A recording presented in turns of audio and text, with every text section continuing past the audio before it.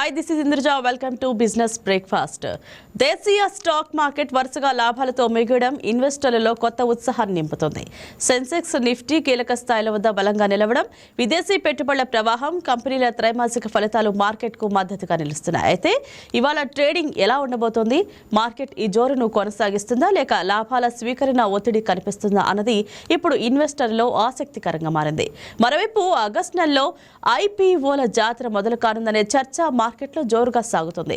పలు ప్రముఖ కంపెనీలు పబ్లిక్ ఇష్యూలతో మార్కెట్లోకి అడుగుపెట్టేందుకు సిద్ధమవుతున్నట్లు సమాచారం. కొత్త ఐపీఓల్లో పెట్టుబడి పెట్టాలా? ఏ అంశాలను పరిశీలించాలి? లిస్టింగ్ గెయిన్స్ కోసమా లేక దీర్ఘకాలిక పెట్టుబడిగా చూడాలా? ఇటువంటి అంశాలపై కూడా ఇవాళ చర్చించుకోబోతున్నాం. అంతేకాదు ఇవాళ ఏ రంగాల షేర్లు ఫోకస్లో ఉండొచ్చు, బ్యాంకింగ్, ఐటీ, ఫార్మా, ఆటో షేర్ల దిశ ఏంటి, చిన్న ఇన్వెస్టర్లు ఈ సమయంలో ఎలాంటి వ్యూహం అనుసరించాలి అని ఈ కీలక అంశాలపై మనతో మాట్లాడేందుకు ప్రముఖ బిజినెస్ అనలిస్ట్ మహేశ్వరరావు గారు ఉన్నారు. ఎస్, నమస్తే సార్. నమస్తే సార్. సార్ చెప్పండి సార్, నిన్న మార్కెట్ లాభాలతో ముగిసింది, ఇవాళ కూడా అదే జోరు కొనసాగే అవకాశాలు ఉన్నాయా? జనరల్ గా మార్కెట్ ఫ్లక్చుయేషన్స్ లో మెయిన్ రోల్ వచ్చేసి క్రూడ్ ఆయిల్ ప్రైసెస్, అలాగే ఇరాన్ టెన్షన్స్ సంబంధించిన అది రిజాల్వ్ అవుతున్న పరిస్థితి. రెండవది జియో పొలిటికల్ ఎన్విరాన్మెంట్ కూడా స్టేబిలిటీ వస్తున్న పరిస్థితుల్లో ఇది కంటిన్యూ అవుతుంది అనేది మనం చూసి చెప్పలేదు. ముఖ్యంగా ఈ ట్రెండ్ కంటిన్యూ అవుతుంది. మరి ఏదన్నా మరీ అబ్నార్మల్ ఇన్సిడెంట్ ఏదైనా జరిగితే కనుక, ఎందుకంటే కొంత ఎర్నింగ్స్ కూడా పాజిటివ్ ఉన్న పరిస్థితి, అలాగే రెండోది వచ్చేసి రూపీ కూడా స్ట్రెంథన్ అవుతున్న పరిస్థితి కనపడతా ఉంది. ఇవన్నీ కూడా పాజిటివ్ రిజల్ట్స్. ముఖ్యంగా క్రూడ్ ఆయిల్ ప్రైసెస్ చాలా హెవీలో తగ్గడంతో, దాంతో మెయిన్ ఇంపోర్ట్ కాస్ట్ తగ్గిపోవడం, ఇంపోర్ట్ కాస్ట్ తగ్గించడంతో ట్రేడ్ డిస్ట్రిక్ట్ పరిస్థితి, దాంతో రూపీస్ స్ట్రెంథన్ అయిన పరిస్థితి. దీనివల్ల అంటే అనుకున్నంత కాకుండా బట్ రూపీస్ స్ట్రెంథన్ అయ్యే పరిస్థితి కనబడతా ఉన్నాయి. ఈ పరిస్థితుల్లో ఇన్ఫ్లేషన్ కూడా కంట్రోల్కి వచ్చే పరిస్థితి ఉంటాయి. దాంతో ఎకానమీ కొంచెం పాజిటివ్ డైరెక్షన్ ఉండే విధానం ఉంటుంది. దాంతో కొంత మార్కెట్ లో బుల్లిష్ మార్కెట్ కనబడతా ఉన్నాయి, పరిస్థితులు కనబడతా ఉన్నాయి. ఇక్కడ మనం చూస్తే ఏదైతే stocks because of the continuous tensions వల్ల తగ్గిపోయిన ఏవియేషన్ కానీ ఆటోమొబైల్ రిలేటెడ్ ఇండస్ట్రీ పార్ట్నర్స్ కానీ ఇవన్నీ కూడా ఏవైతున్నాయో వాటి తాలూకా స్టాక్స్ ఆల్రెడీ చాలా వరకు కరెక్షన్ తగ్గున్న పరిస్థితి. ఆ స్టాక్స్ పెరిగే పరిస్థితి ఉన్నాయి కాబట్టి ఈరోజు ఆ స్టాక్స్ మీద కొంత ఫోకస్ చేసి ఏదైతే ఫండమెంటల్స్ బాగా ఉండేది, because of the fluctuations tensions వల్ల పడిపోయిన పరిస్థితులు ఉన్న స్టాక్స్ ఏవైతున్నాయో వాటిని ఫిక్స్ చేసుకుని వాటిల్లో పెట్టుకుంటే కొంత గెయిన్ వచ్చే పరిస్థితి ఉంటుంది కాబట్టి అవేలో ఫిల్ చేయాలని చూస్తున్నా. రెండోది వచ్చేసి ఈ ఆటోమేషన్ సంబంధించిన ఏఐకి సంబంధించిన రీసెర్చ్ ప్రాజెక్ట్స్ ఏవైతున్నాయో వాటిని కూడా కొంత లాంగ్ టర్మ్ దీర్ఘకాలికంగా, ఎందుకంటే అది ట్రెండింగ్ భవిష్యత్తులో కూడా, ఎందుకంటే 2036 టోటల్ ఆటోమేషన్ అయ్యే పరిస్థితి, అంటే రోబోటిక్స్ కూడా చీప్ గా వచ్చే పరిస్థితి ఉంటుంది. మ్యాన్ పవర్ కన్నా కూడా రోబోటిక్స్ చీప్ గా వచ్చే స్థితి వచ్చినప్పుడు డెఫినెట్ గా ఏదైతే ఆ రీసెర్చ్ సైడ్ ఉన్న స్టాక్స్ ఏవైతే ఉన్నాయో వాటికి మంచి అవకాశాలు ఉండే పరిస్థితి కనపడతా ఉంది. కమింగ్ టు దిస్ బ్యాంకింగ్ ఎలాగో రిజల్ట్స్ చేసిన బ్యాంకింగ్ స్టాక్స్ అన్ని కూడా పాజిటివ్ గానే ఉన్నాయి. అవి కంటిన్యూ అవుతాయి. బట్ ఒకసారి చెక్ చేసుకోండి, వాల్యూస్ ఓవర్ ఉందా లేదా వాల్యూస్ మాత్రం ఉందా అనేది ఒకసారి చూసుకుంటే సరిపోతా ఉంటుంది. సో ఇది ఇవాళ ముఖ్యంగా ఇవాళ నేను అనుకుంటా ఉంది కొంచెం బుల్లిష్ మార్కెట్ పెరిగే అవకాశం ఉంది. ఏంటంటే నిఫ్టీ 24,000 కాడ తిరుగుతా ఉన్నది, ఈరోజు 25,000 ఇంకా వెళ్ళే పరిస్థితి ఉంది. కాబట్టి ఇట్స్ స్ట్రాంగ్ సపోర్ట్ ఎంత, స్ట్రాంగ్ రెసిస్టెన్స్ ఎంత తీసుకొని సో డెఫినెట్ గా ప్రాఫిట్ బుకింగ్ అలాగే ఉంది. Long term point of view A company fundamentals ముఖ్యంగా రేపు రాబోయే ఐపీఓ వస్తారు, వాటి మీద ఫోకస్ చేయాలని కోరుతున్నాను. ఐపీఓస్ ముఖ్యంగా మనం ఐపీఓస్ పాయింట్ ఆఫ్ వ్యూలో మనం థింక్ చేయాల్సింది షార్ట్ టర్మ్ బుకింగ్ యాంగిల్ ఉన్నామా లేదా ఏదన్నా gain long term point of view కొనేసింటే పర్స్పెక్టివ్ ఉంటుందని యాంగిల్ ఉన్నప్పుడు ఈ రెండింటిని కూడా మీరు చూసుకోవాలి. షార్ట్ టర్మ్ పాయింట్ ఉన్నప్పుడు జనరల్ గా ఎలా స్టాక్ మూవ్ అవుతుందంటే కరెంట్ స్టాక్ వాల్యూ ఎంత ఉంది, రియల్ స్టాక్ వాల్యూ ఉందా, అది అండర్ వాల్యూ ఉందా, ఓవర్ వాల్యూ ఉందా చూసుకుని అండర్ వాల్యూ ఉంటే స్టాక్ టర్మ్ చూపబడుతుంది, ఓవర్ వాల్యూ ఉంటే కూడా మళ్ళీ అది short term angle. Long term angle వచ్చేసి డెఫినెట్ గా ఫండమెంటల్స్, ఆ ఇండస్ట్రీ గ్రోత్, జనరల్ గా కొన్ని కంపెనీలు ఈ రోజు ఎర్నింగ్స్ బాగానే ఉంటాయి, ఈ రోజు ఎర్నింగ్స్ బాగానే ఉంటాయి, అంటే హిస్టరీ బాగానే ఉంటుంది. ఫ్యూచర్ లేని వాటికి డెఫినెట్ గా లాంగ్ టర్మ్ మనం ఐపీఓకి వెళ్ళడం అనేది, వాటిలో కొనడం అనేది కరెక్ట్ కూడా కాదనేది చెప్పదలుచుకుంటాం.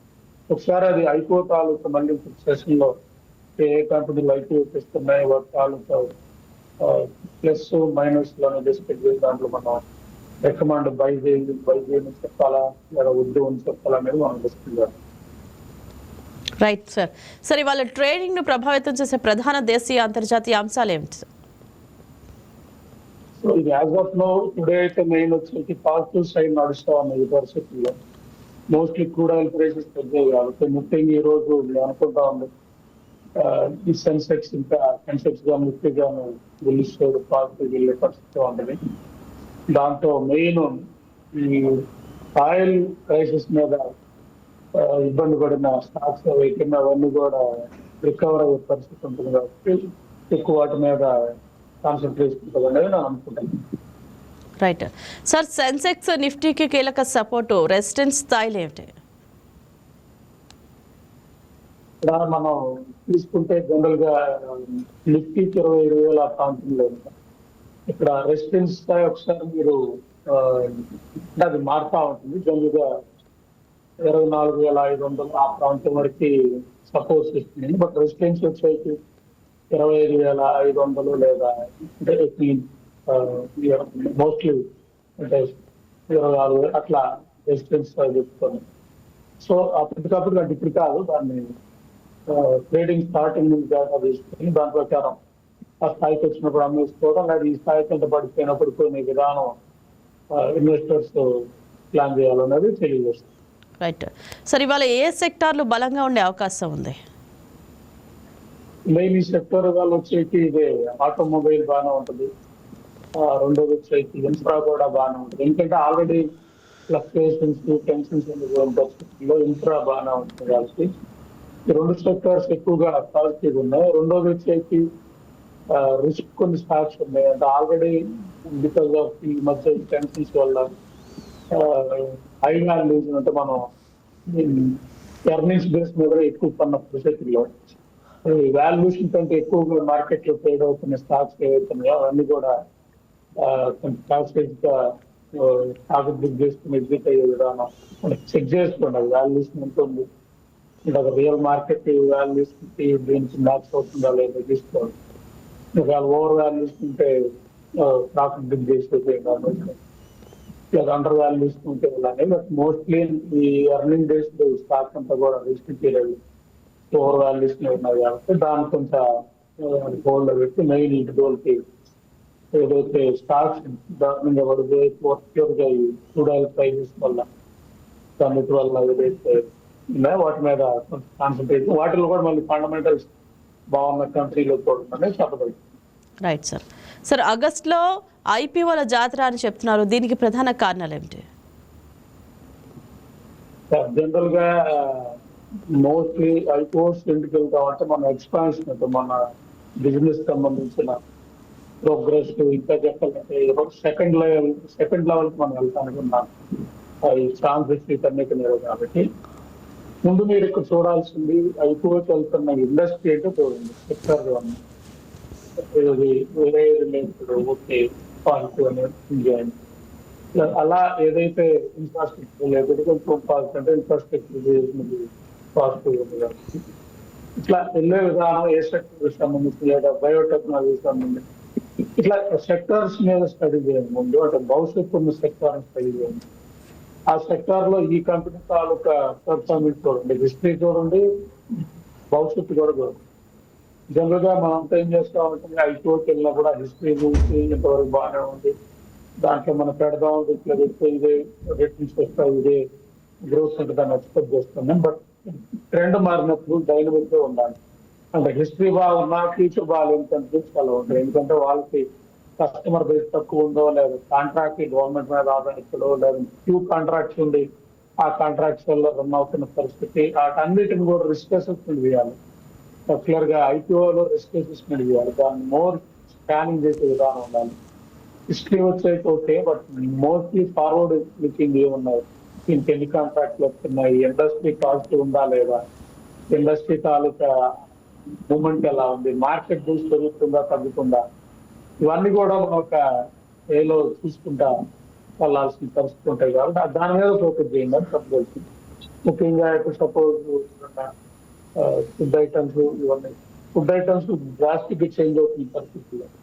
ఎగ్జిస్టింగ్ ఫుడ్ ఐటమ్స్ వేసిన వాటికి సంబంధించిన ఏదన్నా మీరు ప్రిపేర్ చేసే, లేదా మీరు వెళ్ళే వాటిల్లో తేడా ఉంటుంది కాబట్టి అట్లా అలాగే సాఫ్ట్వేర్ సంబంధించిన కంపెనీకి మీరు మామూలుగా పెట్టే విధానం. ఎందుకంటే సాఫ్ట్వేర్ 2030కి 2036 మొత్తం ఏఐ ద్వారా, రోబోటిక్స్, క్లయింట్ జనరేషన్ ద్వారా మనిషి చేసే పని అది చేస్తున్నప్పుడు సాఫ్ట్వేర్ ఇండస్ట్రీ దారుణంగా వెళ్ళే పరిస్థితి ఉన్నాయి. వాటిల్లో traditional way of all those coding కానీ సపోర్ట్ సర్వీసెస్ ఇవన్నీ కూడా ఎగిరిపోయే పరిస్థితులు ఉంటాయి. వాళ్ళు ఏమన్నా అయిపోయి వస్తున్నారా, ఇవన్నీ కూడా ఒకసారి మీరు అసెస్ చేసుకుంటే బ్యాంకింగ్ కానీ ఎనీవే నేను అంటుంది దానికి మార్కెట్ బేస్ పెరగడానికి అవకాశం ఉందా లేదా అనే యాంగిల్ ఒక్కటే తీసుకొని దాన్ని బట్టి ఆ సెక్టర్ ఫస్ట్ చూస్ చేస్తుంది. ఆ సెక్టర్ లో స్ట్రాంగ్ గా పర్ఫార్మ్ చేసే కంపెనీస్ ఏవైతున్నాయో వాటి మీద దృష్టి పెట్టి మొత్తం స్కాన్ చేయండి. అంటే ఎర్నింగ్స్ ఎట్లా ఉన్నాయి,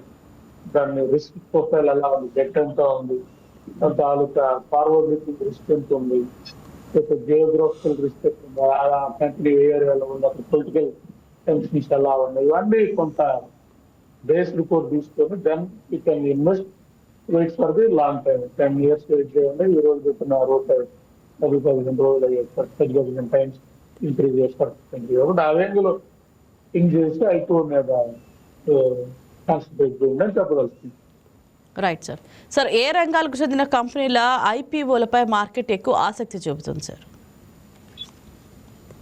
జనరల్ గా నేను అనుకుంటుంది ఏఐ మీద బాగానే ఉంటాయి.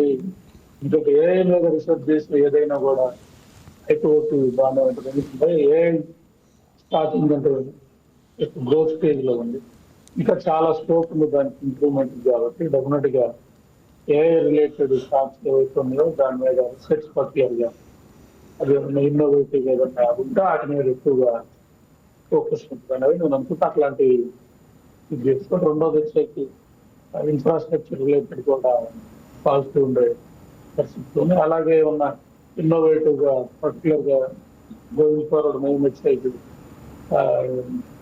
ఎలక్ట్రికల్ తాలూకా ఆటోమొబైల్ ఇండస్ట్రీ కూడా పాజిటివ్. ఎందుకంటే ఈ వార్ టెన్షన్స్ వీటన్నిటి వల్ల క్రూడ్ ఆయిల్ వీటన్నిటి తగ్గించే ప్రయత్నం జరుగుతుంది. అదే జరిగినప్పుడు ఆబ్వియస్ గా అలాంటి రీసెర్చ్ కానీ అలాంటి ఏమైనా ఉన్నప్పుడు భవిష్యత్తు పరిస్థితి ఉంది. కాబట్టి అవేలో అనివే ఫ్యూచర్ బేస్ చేసుకొని ఏదైతే స్టాక్, ఏదైతే మార్కెట్ డేట్ జరుగుతుంది, ఏదైతే స్కోప్ ఉందనేది జస్ట్ అనాలిసిస్ బేస్ మీద వెళ్తా. ప్లస్ ఫండమెంటల్స్ కూడా స్ట్రాంగ్ గా పెర్ఫార్మ్ చేయగలిగింది. అసలు ఇలా రీచ్ అవ్వగలుగుతారా అంటే జనరల్ గా కొంతమంది నేను ఏఐ రీసెర్చ్ చేస్తాను, బట్ యాజ్ ఆఫ్ నో వాళ్ళ స్థాయి అసలు బేసిక్ లెవెల్లో కూడా లేనప్పుడు వాళ్ళు ఏఐ చేస్తారు అనేది, అంటే ఆ కాంపిటీషన్ జోన్ లో ఉంటారా లేదంటే క్యాపబుల్ అనేది కూడా మనం చూడాలి. అంటే ఇండస్ట్రీ ఓకే, ఆ మార్కెట్ బాగానే ఉంది, ఫార్వర్డ్ థింకింగ్ ఉన్నాయి, బట్ అది క్యాపబుల్ ఉందా లేదు. క్యాపబుల్ చూడాలంటే మళ్ళీ ఫండమెంటల్స్ హిస్టరీ చూసి సో క్యాపబిలిటీ ఉందో చెక్ చేసుకుని దాన్ని బట్టి ఆ స్టాక్స్ ఏవైతే ఫిక్స్ చేసుకుని దాని మీద కొంత స్టడీ చేయండి. డెఫినెట్గా దీని మీద మళ్ళీ మనం డీటెయిల్ గా ఏ కంపెనీలు ఐపీఎల్ వస్తున్నాయి, ఒక్కొక్క కంపెనీకి ఐపీఓ తాలూకు పాజిటివ్ అన్ని కూడా మనం చెప్పాలని చెప్పాల్సింది. Right sir. సార్, ప్రతి ఐపీఓలో పెట్టుబడి పెట్టడం సరైన వ్యూహమే అంటారా?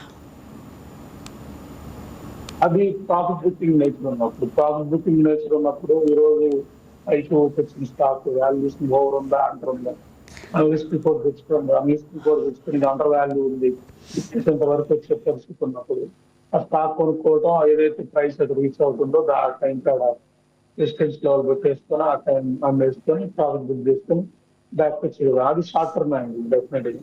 అలాంటప్పుడు ఏ స్టాక్ అయినా కూడా మనకి ఈ ఈ ఫ్యాక్టర్స్ బేస్ మీద వెళ్ళే విధానం ఉంటుంది కాబట్టి ఇది లాంగ్ టర్మ్ పాయింట్ వచ్చేసి సో అంటే మనం ఇన్వెస్ట్ చేసే విధానం చాలా long term point of return ఎంత వస్తుంది, దాంట్లో స్కోప్ ఎంత ఉంది, ఇవన్నీ కూడా అనలైజ్ చేసుకొని దాని మీద నెక్స్ట్ ఫస్ట్ ఇక్కడ ఎకనామిక్ ఫ్యాక్టర్స్ అర్థం చేసుకుంటేనే long term point of view వస్తుంది. ఏ ట్రిగర్ పాయింట్ భవిష్యత్తులో బిజినెస్ పెంచడానికి ఉపయోగపడుతుంది, ఏ ట్రిగర్ పాయింట్ భవిష్యత్తులో టోటల్ బిజినెస్ జీరో తీసుకోవడానికి ఉపయోగపడుతుంది అనేది చూసుకొని దాన్ని బట్టి మనకు ఒక రిస్క్ అసెస్మెంట్ వస్తుంది. అలాగే రిస్క్ వర్సెస్ రిటర్న్ ఫిక్స్ చేసుకొని ఆ రెండింటి బేస్ మీద మనం ఐపీఓసి పెట్టడం అనేది కరెక్ట్ అనేది చెప్పగలుగుతాం. Right sir. సార్, ఐపీఓలో పెట్టుబడి పెట్టే ముందు ఇన్వెస్టర్లు తప్పనిసరిగా పరిశీలించాల్సిన అంశాలు ఏమేమి ఉన్నాయి? ఐపీఓ పెట్టే ముందు టార్గెట్ ఏంటి, షార్ట్ టర్మ్ ముఖ్యంగా లాంగ్ టర్మ్. లాంగ్ టర్మ్ ఉన్నప్పుడు ఫస్ట్ ఇండస్ట్రీ చూడండి, అంటే ఏ ఇండస్ట్రీ లేదా ఏ ఏరియా మీరు అనుకుంటున్నారు, దాని తాలూకు పాజిటివ్ ఫ్యాక్టర్స్ చూడండి, దాని తాలూకు మీరు ఏ రీసెర్చ్ ఉంది భవిష్యత్తులో అంతా ఏ పరిస్థితుల్లో దాని తాలూకా వెళ్ళే విధానం. అలాగే ఇప్పుడు కంపెనీస్ ఏవైతే సపోజ్ కొన్ని స్టాక్స్ ఉంటాయి, అవి పొలిటికల్ సిస్టమ్ మీద గవర్నమెంట్ మీద ఆధారపడే స్టాక్స్, అవి ఏమంటే చెప్పాలంటే మ్యాన్పులేట్ ట్రిగర్ పాయింట్ ఉన్నారు, అట్లాంటి వాళ్ళు ఏమన్నా వచ్చాయి అనుకోండి, ఒక గవర్నమెంట్ సినారియోస్ మారి ఏదైనా సిచ్యువేషన్ ఇచ్చినప్పుడు అట్లాంటివి అవాయిడ్ చేసేసి మెయిన్ ఫండమెంటల్స్ ఒకటి, రెండోది ఫార్వర్డ్ థింకింగ్ ఒకటి, వీటన్నిటి మీద స్టడీ చేయండి. ఎకానమిక్ ఫ్యాక్టర్స్ స్టడీ చేయండి.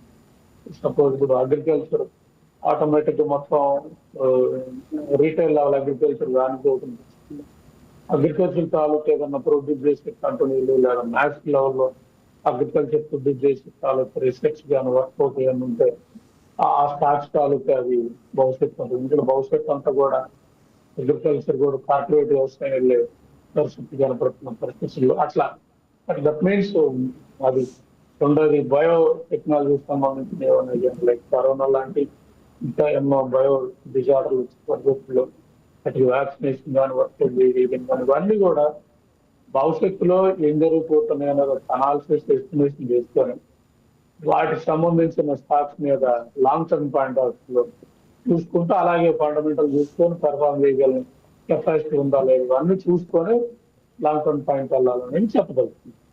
రైట్ మహేశ్వరరావు గారు, బిజినెస్ బ్రేక్ఫాస్ట్లో పార్టిసిపేట్ చేసినందుకు చాలా thank you sir. Yes sir, ఇది ఈరోజు బిజినెస్ బ్రేక్ఫాస్ట్. తిరిగి రేపు కలుద్దాం. Till then keep watching YK TV. ఇది తెలుగువారి గుండె చప్పుడు. బంగారం బ్యాంకులో ఉంటే అది మీ అప్పు, అదే శివ గోల్డ్ కంపెనీకి తీసుకొస్తే అది మీ పెట్టుబడి. తాకట్లో ఉన్న మీ బంగారాన్ని మేము విడిపించి ఈ రోజు మార్కెట్ ధర కొని స్పాట్లో మీ నగదు మీకు అందిస్తాం. ప్రతి నెల వడ్డీలు కట్టడం లాభమా లేదా ఇలా చేయడం లాభమా మీరే ఆలోచించుకోండి. శివ గోల్డ్ కంపెనీ, అప్పులేని ఆనందకరమైన రేపటికి సరికొత్త మార్గం. జస్ట్ ఒక కాల్ చేయండి. తాకట్లో ఉన్న మీ బంగారాన్ని విడిపించి ఈ రోజు మార్కెట్ రేట్కే కొనబడును.